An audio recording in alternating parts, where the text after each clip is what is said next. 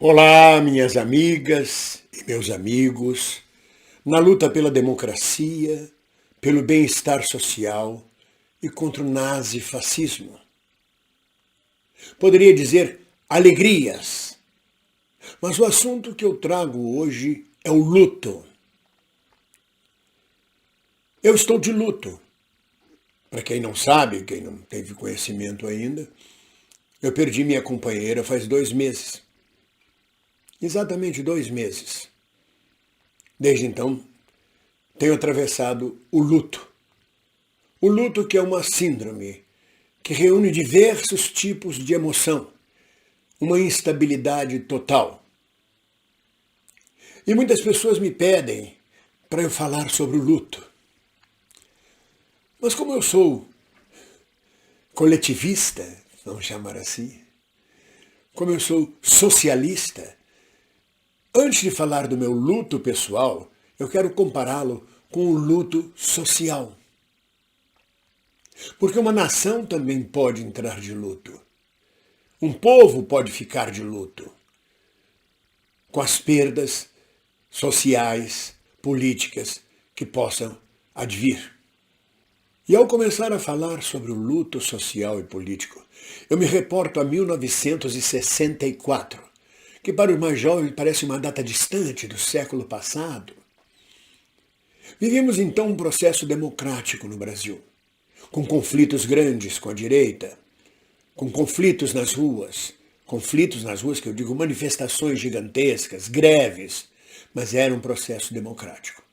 Até que veio o golpe militar, o golpe civil-militar. Não podemos esquecer a participação da igreja, de setores sociais, das madames de Copacabana, de todos os coxinhas da época que ajudaram os militares a dar o golpe, ou que incentivaram os militares a dar o golpe. Em 1964, havia um senhor comunista, lutador pelo povo brasileiro, que diante do golpe e da perda da democracia, não soube reagir, não teve forças para reagir corretamente ao baque e entrou em depressão. Eu conheci pessoalmente, eu convivi com a família dele e com ele. Ele entrou em depressão e não saiu mais.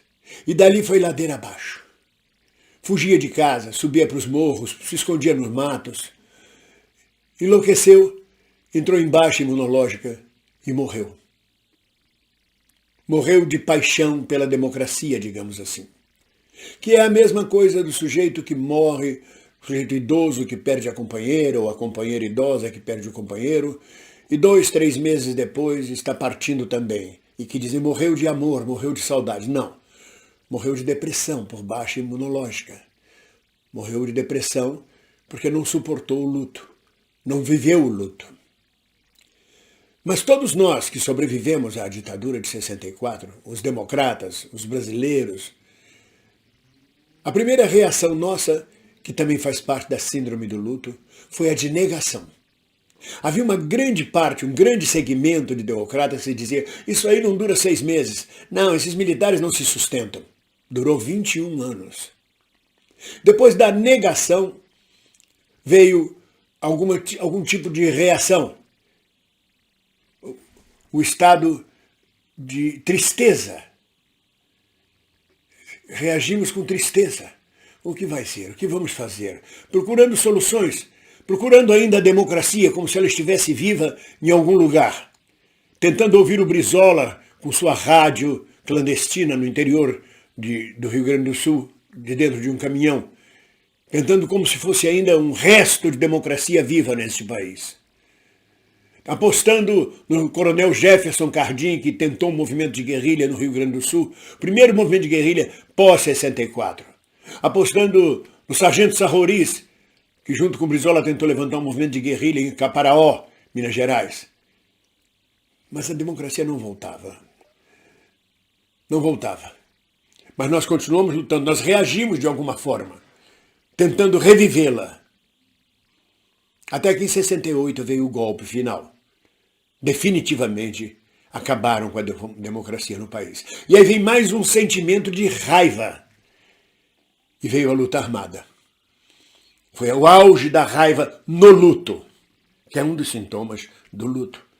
Uma explosão de raiva. E ainda assim, não conseguimos trazer de volta a democracia com a raiva.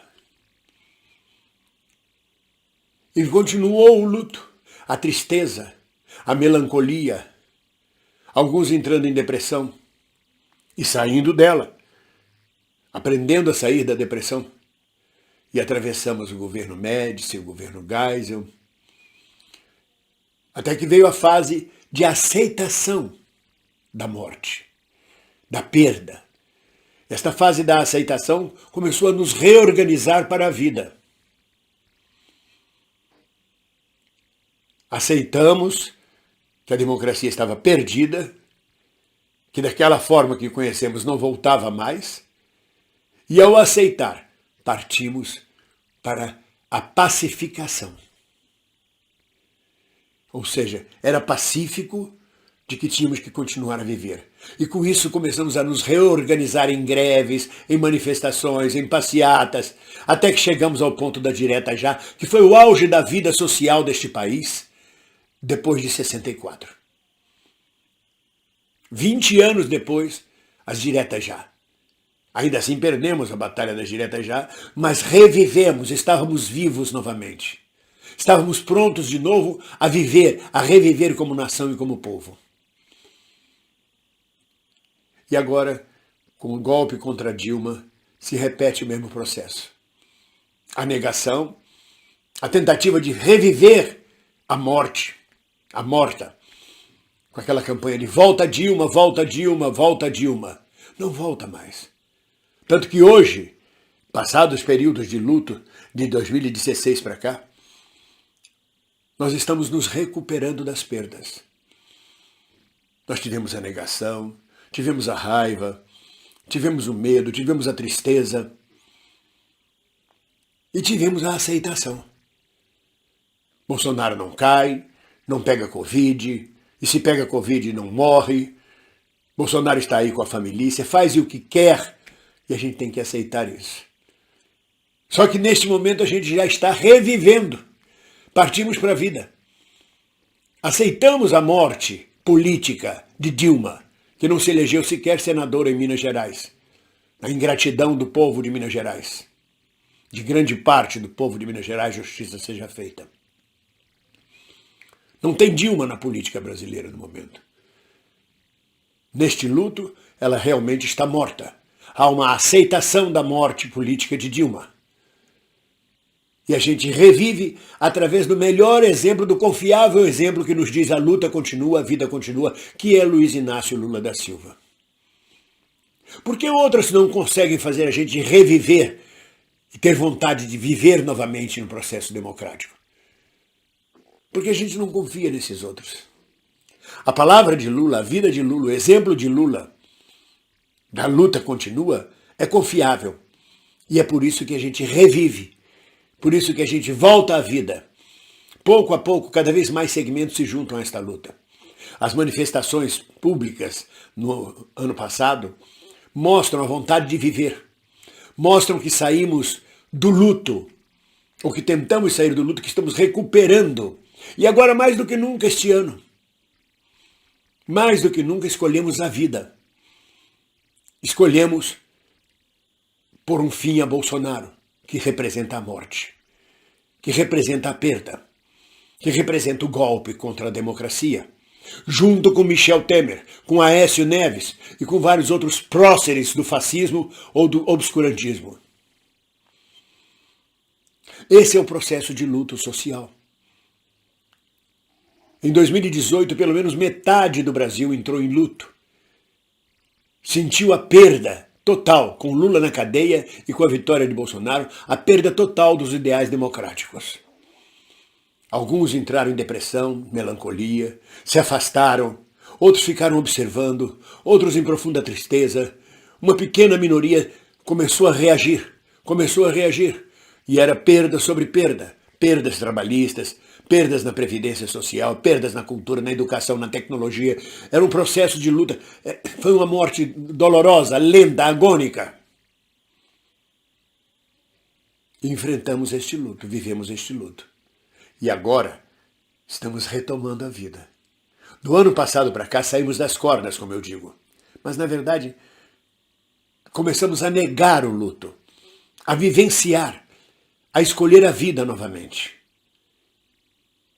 Então, quando me pedem que eu fale sobre o meu luto, este é o processo. Ou você de imediato escolhe a vida, ou aos poucos você vai voltando à vida.